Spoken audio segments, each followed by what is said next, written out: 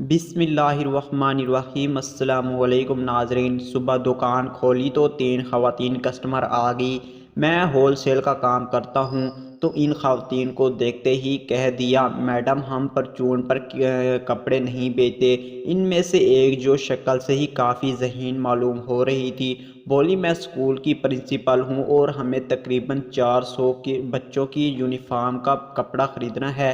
یہ سن کر ہی میں نے دل ہی دل میں کہہ دیا کہ چلو شکر ہے، صبح صبح 70-80 ہزار کی سیل ہو جائے گی۔ اور ان کو بیٹھنے کا کہا اور ان سے ان کا مطلوبہ کپڑا اور کلر پوچھا۔ جو کلر اس نے دیکھا وہ میرے پاس کافی تعداد میں موجود تھا۔ کلر اور کپڑا ان سے پسند کروانے کے بعد میں ریٹ طے کرنے لگا اور ملازم سے کہا کہ جلدی سے 3 گلاس فریش جوس لے آؤ۔ ریٹ بھی طے ہو گیا۔ میں نے پوچھا، میڈم کتنے میٹر کا بلب بنا دوں؟